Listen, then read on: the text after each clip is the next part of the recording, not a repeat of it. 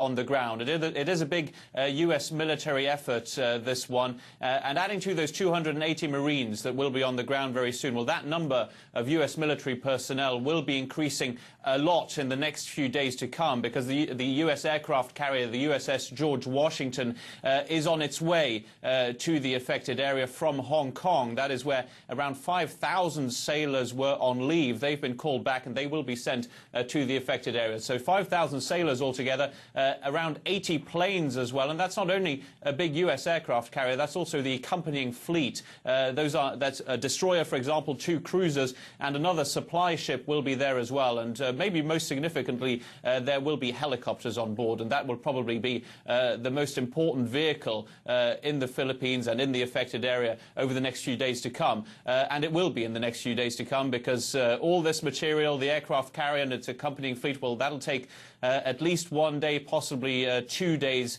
to get there in the first place. Now, what is the US military doing on the ground right now? Well, there are patrol aircraft in the air over the Philippines. They are dropping some emergency food and water supplies. And speaking of water, on board that aircraft carrier, by the way, there is the possibility on board to convert seawater into drinking water. Now, that is very significant. That appears to be one of the main needs in that area right now. And that aircraft carrier will also have medical facilities on board. There might well be more still to come in terms of military aid, but also humanitarian aid from the United States. But it's already a pretty big effort right now.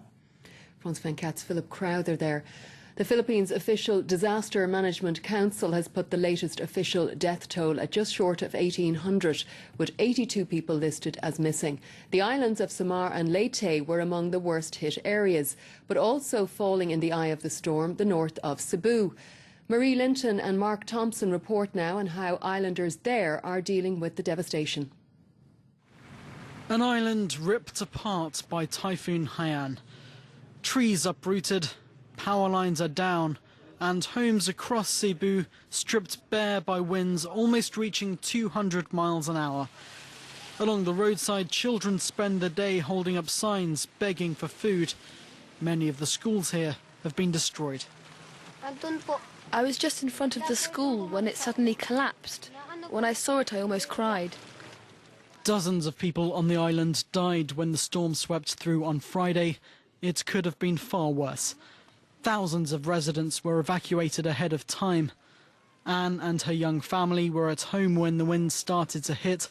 Although there's not much left, she can't bear to leave. I don't want to go to a refugee center because I want to stay with my things.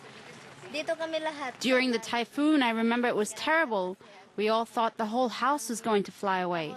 It felt like that for almost 5 hours. Around 110,000 of the island's displaced have taken refuge in makeshift evacuation centres like this school. Do you have blankets? No, nothing.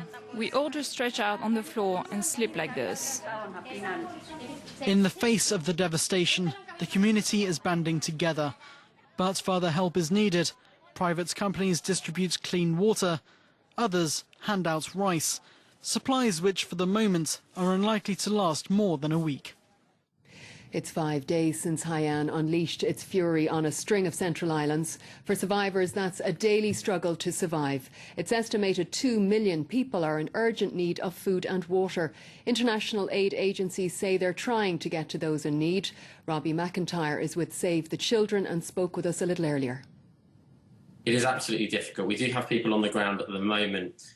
We're also trying to fly people in. We're flying in more than 20 experts in different sectors such as healthcare, nutrition and water and hygiene, sanitation from around the world to try and help with our response. We're also looking to get a plane of vital supplies flown over tomorrow to Cebu, which you were mentioning in your report, where we have a hub from where we're hoping to be able to get those supplies out to the worst affected areas, as you mentioned, and many roads are blocked.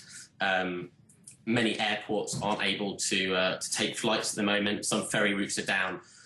That situation is getting better. So the key for us is to be able to get all those vital supplies, the vital healthcare, food, shelter items, to families, to women and children, as soon as we possibly can.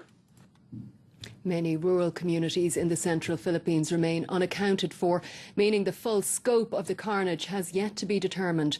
But even now, local hospitals are struggling to treat the sick and the injured. Medical staff are without the most basic of supplies and are being forced to work without running water or electricity. Catherine Viette has more.